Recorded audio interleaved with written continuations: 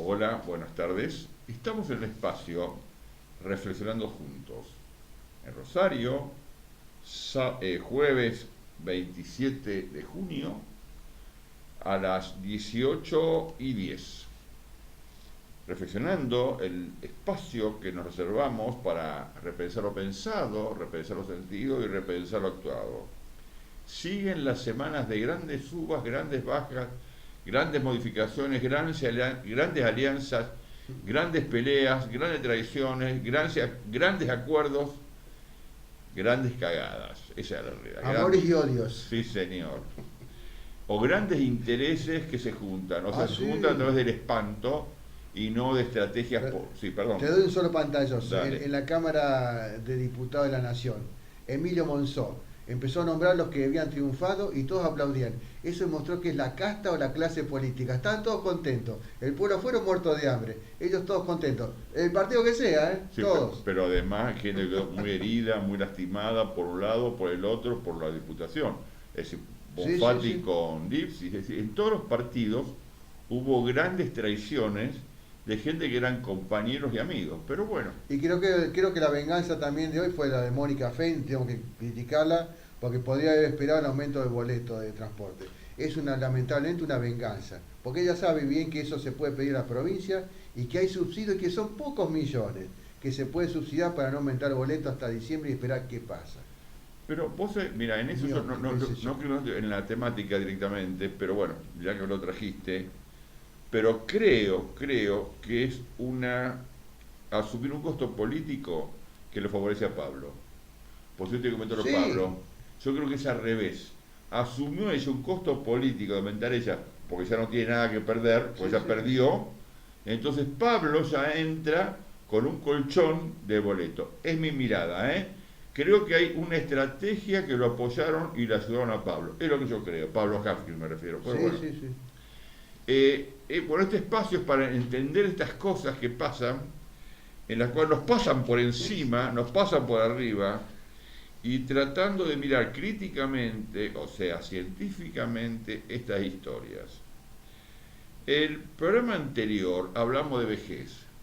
Hubo respuestas, pero todas las respuestas fueron supeditadas en tanto y cuanto que hoy íbamos a seguir.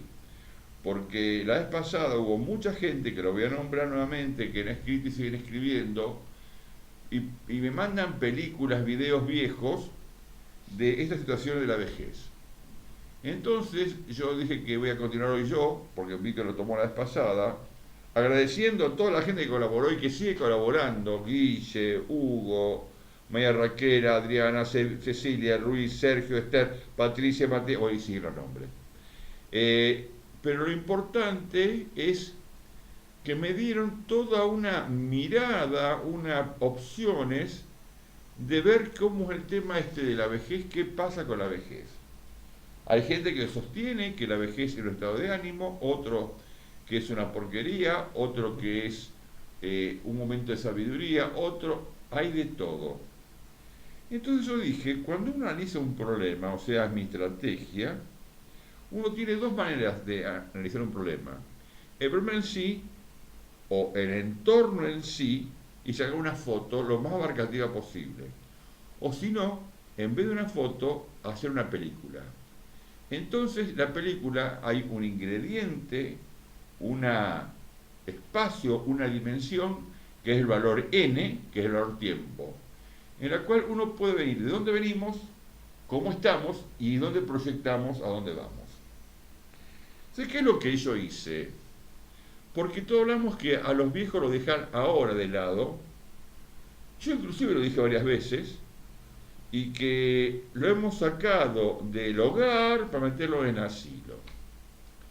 Y que la vejez antes era sabiduría. Y que la vejez está valorada en la antigüedad. Y yo dije, ¿tan verdad será esto? ¿Tan real? Entonces me fui a mi material de antropología y de sociología, perdón, y psicología social, a buscar información y un poco a releer cosas que había leído, pero que a veces quedan en el, digamos, decantadas y escondidas en un cajón de la mente, pero yo algo sabía que había y empecé a recordar y a buscar material. Entonces encontré un poema que lo voy a leer textual, que dice así: ser viejo es una mierda, tal cual, ¿eh? O quizás lo es una mierda es envejecer, o quizás las dos cosas son una mierda, juntas y por separado. Por una cosa es ser viejo, otra cosa es envejecer.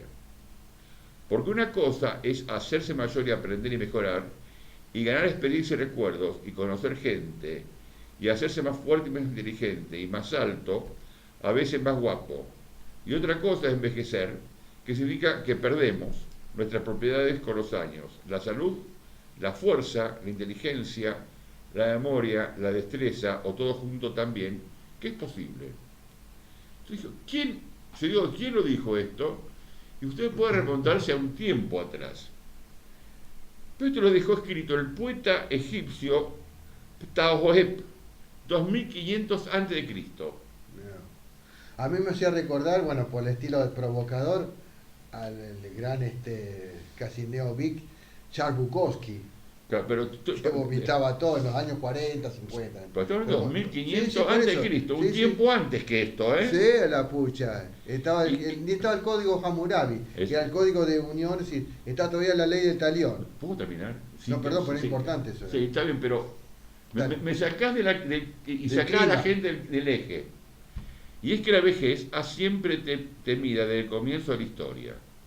En muchísimas culturas y civilizaciones hay referencia a la vejez, y en casi todas no muy buenas. A veces se refieren a un conflicto entre las generaciones, como es el caso de la mitología de Sumer y Akkad, en los cuales los dioses, al envejecer, se vuelven malos y perversos, y en otras ocasiones como una enfermedad mortal. Así lo veían los egipcios. Es decir, ¿qué es lo que pasa? Siempre los recursos son escasos para las crecientes necesidades. Desde que el humano es humano, siempre hay más necesidades, porque la gente va creciendo y va naciendo, y hay gente que aparentemente molesta, y lo que molesta aparentemente son los viejos. Entonces, evidentemente, no es una historia de ahora el conflicto con los viejos y la gente joven. Pero mucho antes de eso, en las sociedades nómades, los recursos escasos, ¿qué hacían los viejos? Los sacrificaban.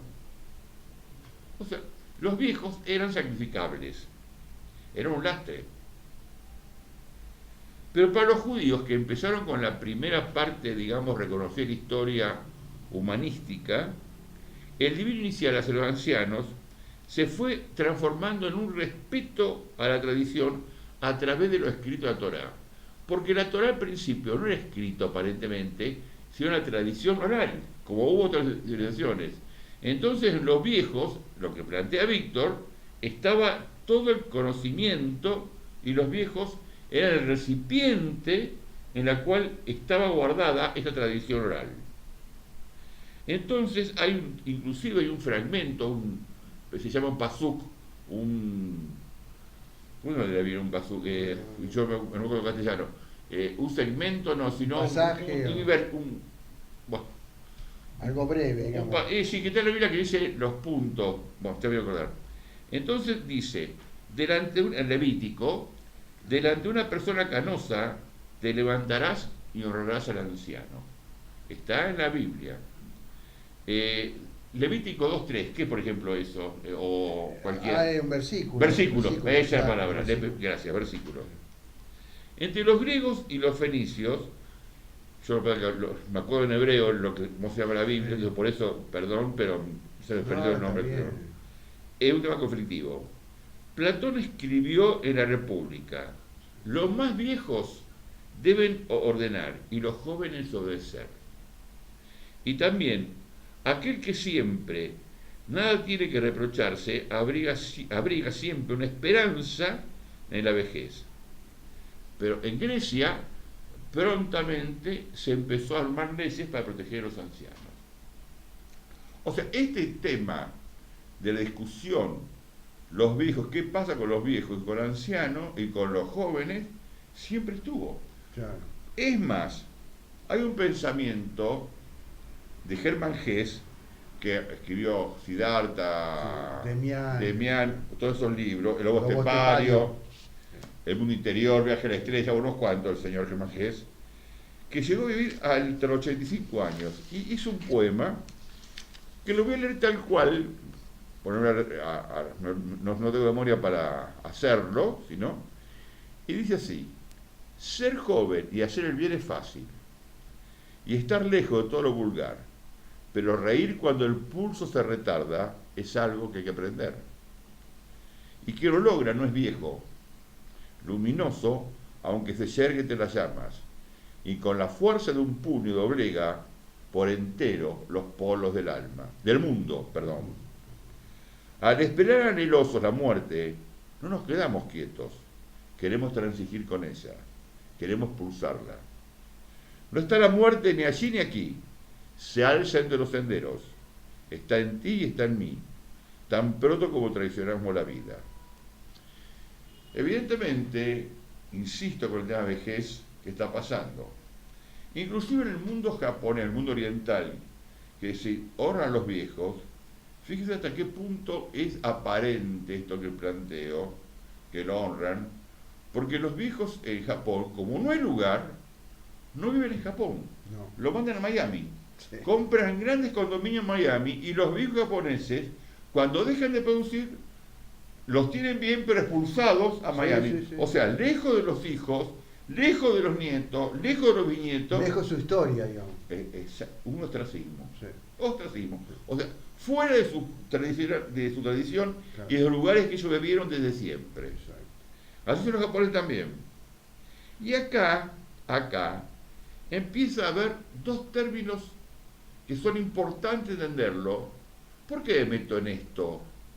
Porque así no hablamos mucho al cohete y a todos nos espera la vejez, si Dios quiere, porque lo bueno es llegar a ser viejo. Porque lo terrible sería no llegar porque te moriste antes. Porque envejecemos todos. El tema cómo envejecemos, con qué conciencia y con qué conocimiento lo hacemos. Y acá hay otra cosa interesante, en la cual cuando uno le hacía una bendición a un amigo o a un ser querido, le decía: ojalá te mueras en tu cama en la antigüedad. Porque morir en la cama era morir bien. Porque antes la gente moría en las calles por peste, plaga, o moría en el campo de batalla. Exacto. Tradicionado. Entonces desearle a alguien que muera bien en su cama era que muera bien, que tenga un buen morir. Ese era un deseo con una persona querida. O sea que aparecen dos términos que vamos a entender y vamos a trabajar sobre diferencias. No es que yo quiera hacer historia de la vejez, sino que uno puede reflexionar para darse cuenta cómo es esto. Esto le sirve a la gente joven, a la gente mediana, y a la gente mayor y a la gente vieja, para poder darse cuenta de lo que es esto. Y hay una gerontofobia, que es el odio a los viejos, gerontofobia. Porque la gerontofobia, ¿qué es lo que pasa? Nos muestra todo a donde vamos a llegar y que no nos gusta. Entonces, odiamos a los viejos. ¿Y qué hacemos? Lo ocultamos, lo odiamos, porque queremos alejarlo de nosotros, para no darnos cuenta que es donde vamos a llegar. Y el otro es gerascofobia, que es el miedo a envejecer. Son los dos fobias que conjugan, que se pueden unir o no, depende, como dijo Germán Hesse, la sabiduría con que uno va asumiendo los pasos, uno tras otro, aunque no quiera asumirlo, lo tiene que hacer igual los pasos, pues te empujan para llegar. En la actualidad se va acrecentando la gerascofobia, o sea, el miedo irracional, injustificado y persistente a envejecer. No es una fobia moderna, uno cree que es de ahora, no. Fíjense que eternamente jóvenes, ¿qué buscaban? La famosa fuente de la juventud. Ah, sí, sí. La fuente juvenil. La juvencia. La juvencia. La juvencia juvenil, claro. Sí, sí, sí. Buscaba todo el mundo esa fuente que era o agua, o oro, o lo que sea, para ser eternamente una joven. alquimia. La famosa alquimia. Porque es el fenómeno alquimia. La alquimia tenía dos fenómenos: estar eternamente joven y buscar el oro. Eran los dos. Era el poder de la vida, estaba ahí. Estaba ahí. De hecho, ya en la antigüedad existían numerosas leyendas y escritos sobre la búsqueda de la fuente de la eterna juventud. Consideraba un método de la inmortalidad, para la gente quería ser inmortal. Y no sabe qué terrible sería ser inmortal. Sí. Lo terrible, Claro. porque llega un momento, yo tuve amigos, gente mayor, que sus compañeros de quinto año de facultad, un médico estoy hablando, el doctor Covaleda, estoy hablando, que es famoso, de el hospital español, todo eso. exactamente, que tuve el honor o la gracia de conocer a ella y a sus hijos, Yo era uno de los hijos, sí, también. al negro, Sí, sí, el compañero. el traumatólogo, Sí. un ingeniero, bueno, con eso los conozco. Sí, sí, el ingeniero. Entonces, él decía que cuando llegó quinto año, llegó un momento en que era el único que quedaba de egresado de su quinto año, el único que quedaba, y que lo invitaron a hablar, y cuando llegó al escenario y buscó a sus compañeros, no había Claro. ninguno. Dice que le agarró un susto y un miedo porque dice, ¿con quién hablo? Ese filo, viste, frío que te traspasa, me Y imagino. siempre charlábamos con él, conversábamos con él, estaba muy bien, manejó hasta los 80 y pico de años el doctor Covaleda, patrón de Che. Sí, sí. Realmente él me dijo, la verdad que ser viejo no es el problema de envejecer, porque estoy bien, el tema es estar cada vez más solo y sin con quién comentar las cosas que hemos vivido, las cosas en común. Sí, sí. Doy nombre completo porque es un tipo que era para mí muy sabio. Un ejemplo así como para poner el momento, Exactamente. Entonces, hay un famoso explorador español que consumió los últimos años, 8 años de su vida buscando la fuente de la juventud, no lo encontró nunca y se murió igual. La ¿no? Por lo tontería menos que... perdió tiempo y bueno, no se dio cuenta y murió. Exactamente. Pero acá tenemos una contradicción. Fíjense que la gente mayor o la gente más vieja, cuando se arman las guerras, ¿a quién manda al frente a morir o matar? A los jóvenes. Entonces, y por otro lado, Rusia empezó con una historia que era la famosa gerontocracia. ¿Te acordás del proceso con la gerontocracia? Sí, en la cual fue la Guerra Fría. sí.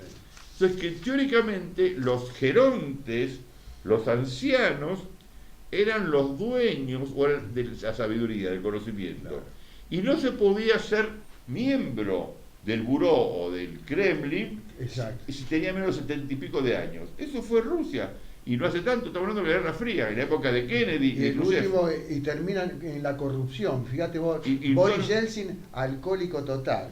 Claro, Perdido. pues el poder. llega un momento en que no pueden Claro. manejar Claro. algunas situaciones porque realmente uno... Entonces yo me pregunté, ¿cuál es la calidad en la cual uno tiene que hacer para asumir eso que a todos nos pasa y que todos envejecemos, si Dios quiere, y gracias a Dios que lleguemos? El tema es cuando no llegas porque te morís joven. Claro. Entonces hay una capacidad de darse cuenta, el saber renunciar, el saber hasta dónde uno puede y saber hasta dónde son los límites. Y el darse cuenta de tus límites, pero sin embargo hacer todo lo posible para llegar al límite, pero sabiendo que no llega, o sea, el esfuerzo hay que hacerlo igual, aunque no sepa que no llega, pero no se puede quedar quieto a tirarse en una cama y morir, Claro. porque ahí no tiene una vejez inútil, inocua. Y como planteo siempre, tiene que ver esto con el planteo del, como dijo Germán Hess, el paso del crecimiento del día a día, el paso de ser un trabajo el envejecer, un esfuerzo el envejecer, una claridad, una ciencia el envejecer. Por eso, cuando uno es un infante, un niño idiota, un adulto irrespetuoso, irresponsable, un adulto creído, se transforma en un viejo de mierda.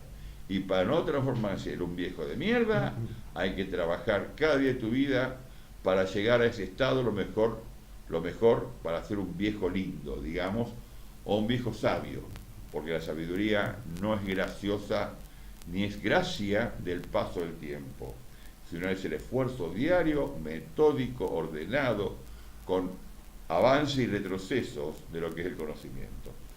Esto es un poco lo que quise hablar de vejez, porque si no entramos en la variable que ahora los jóvenes buscan ser jóvenes, las mujeres pintan a oro, se operan, que las tetas, que la papada, que los hombres se pintan las canas, o todas esas cosas que vemos suceder y que son casi payasescas porque no se animan a darse cuenta que son viejos.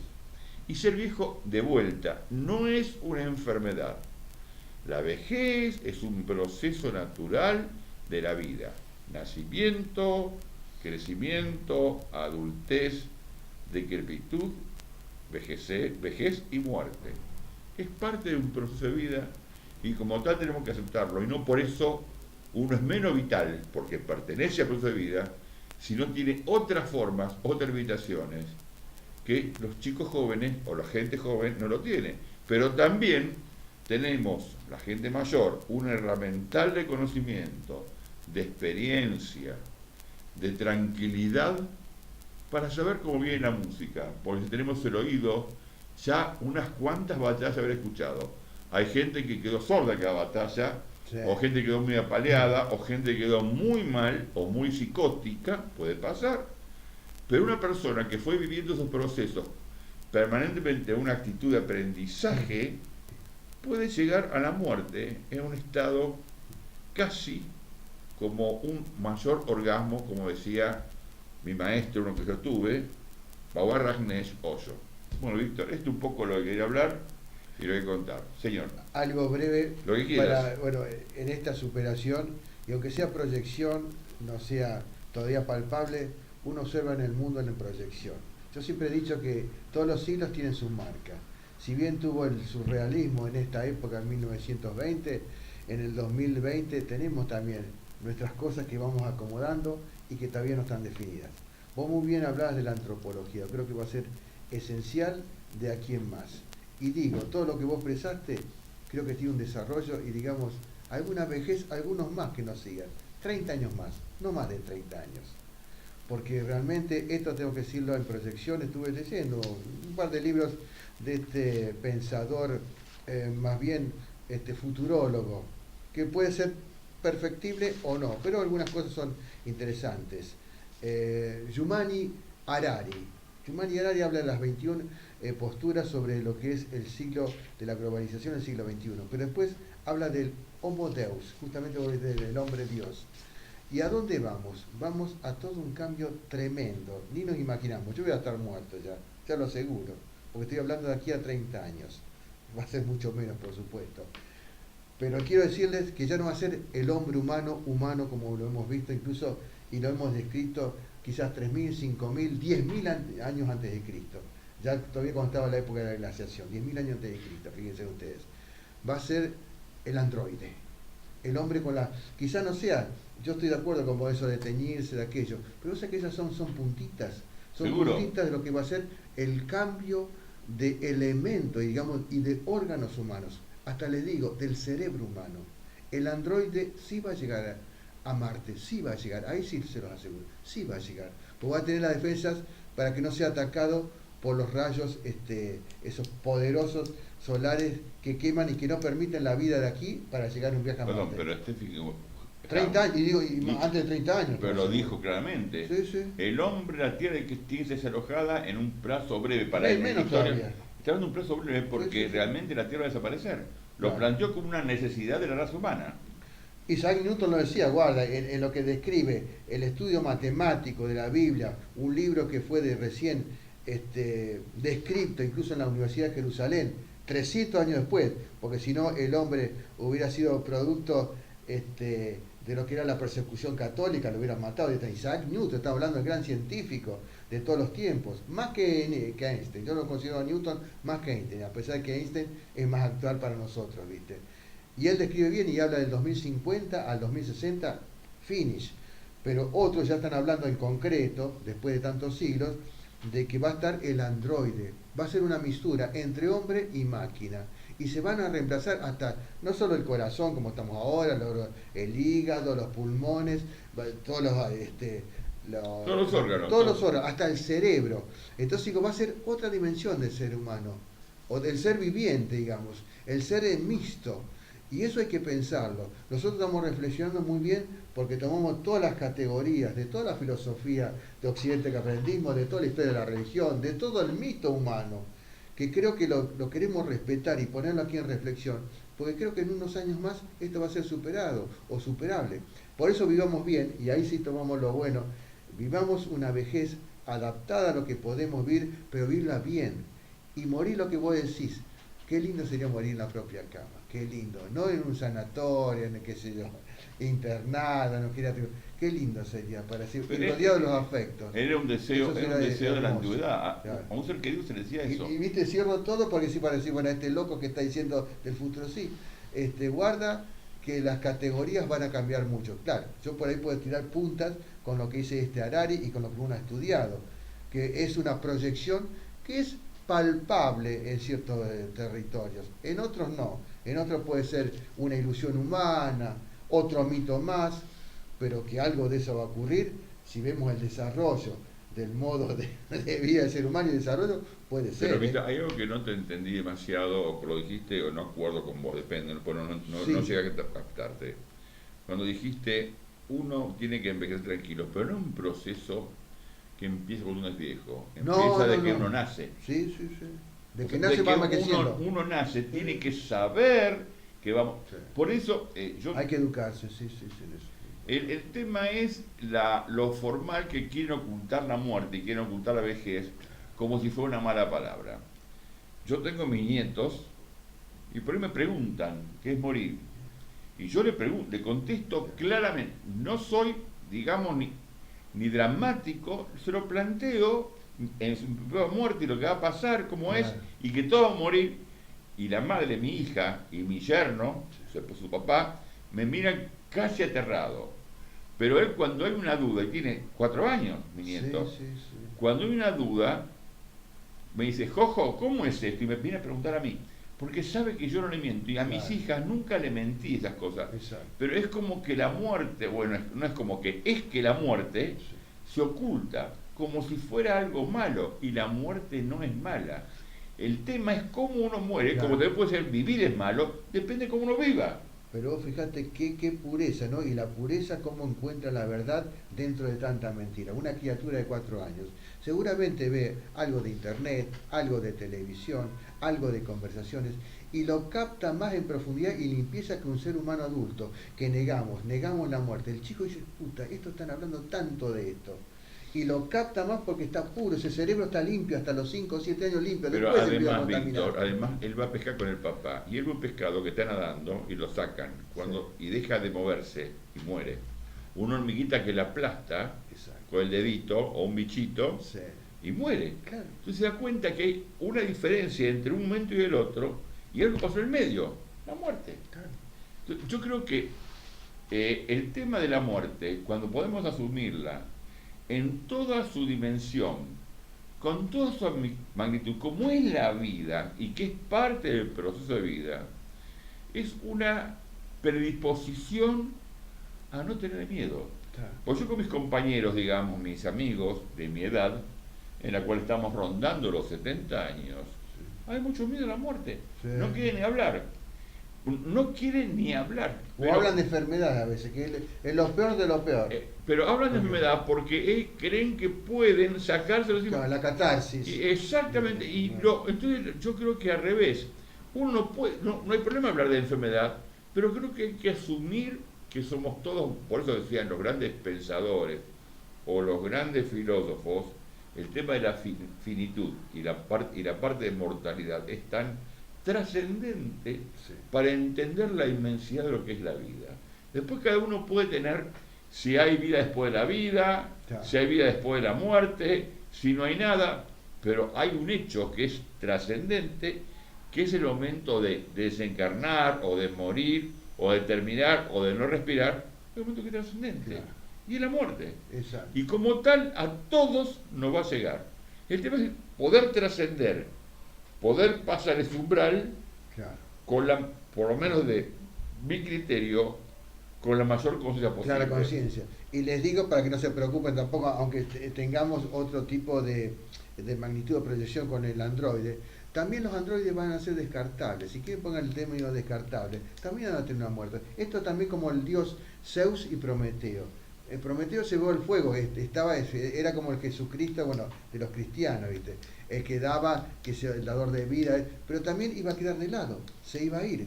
Y todos nos vamos a ir, es cierto, y los androides también van a ser descartados, así dice la. Y estoy de acuerdo, es decir, si hay Dios o hay algo más allá, va a estar eterno.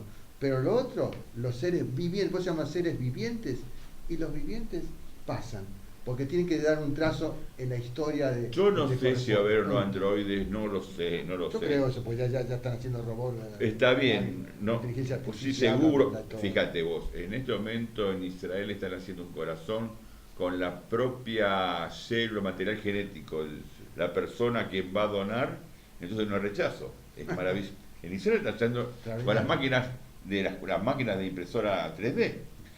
Es impresionante, es impresionante. Evidentemente vamos a llegar porque no tenemos ni idea hasta dónde puede llegar el ser humano. No tenemos ni idea. Claro.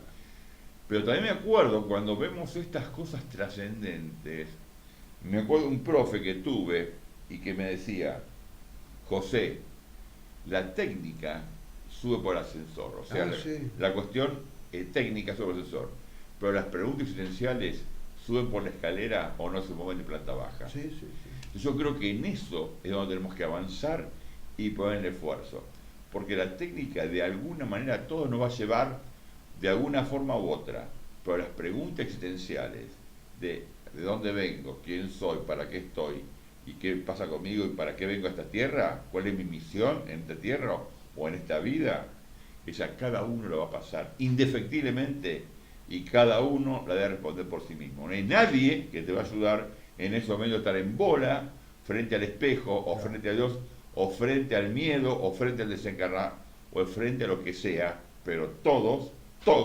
indefectiblemente lo vamos a pasar. Y para mantener los valores. Y quizá ahí entendamos que el alma es lo esencial. De vuelta, es tu lugar religioso o espiritual para vos. Pero es un valor, vos hablás de los valores justamente. Pero el alma al lado. Pero hay gente que es la atea. Tecnología allá y el valor. Pero hay gente que es atea, pero las preguntas te dicen el para qué, por qué, lo va a pasar. Valor de conciencia, valor de conocimiento. Totalmente. Por eso. Bueno, Víctor, ¿algo más? Creo que hay mucho más, pero muchísimo dejamos más a nuestra gente que responde y que nos vaya motivando más. Yo les sugiero que cuando uno tenga una problemática que analizar, el que sea, primero cuando no tome el problema a sí mismo, tenga una mirada lo más abarcativa posible y después agregue el valor tiempo. Piense de dónde viene, piense dónde está y haga una percepción hacia dónde puede ir.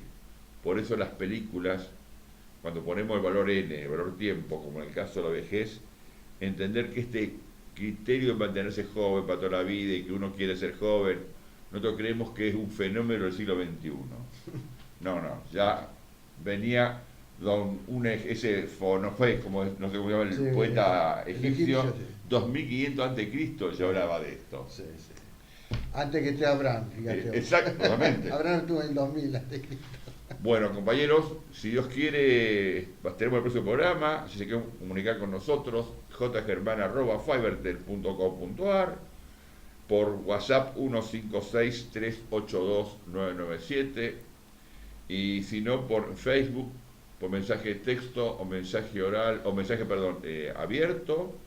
Con mucho gusto lo escucharemos y en el próximo programa estaremos en otro depende de que nos toque otra temática, depende del momento que vivamos. Y como siempre, vienen tiempos difíciles. Yo estoy en un grupo de amigos de diversa, heterogéneos en franja etaria y homogéneo en franja etaria, heterogéneo en profesión y homogéneo en profesión. O sea, varios grupos tengo de discusión o de charlas. Y veo que hay gente que renuncia a los grupos por discusiones pseudo-políticas, y no son discusiones políticas, son meras discusiones partidarias por personas que no merecen que nos peleemos por ellos, realmente no merecen, pero perdemos la opción de estar con gente querida y nos peleamos y discutimos y nos enojamos y odiamos por estos señores que lo que hacen es buscar acuerdos. Por eso escribí el otro día, ¿por qué los políticos pueden saltar de un partido al otro? Porque ninguno tiene ideología. Porque en última instancia, lo único que prevalece es el interés particular y personal de cada uno.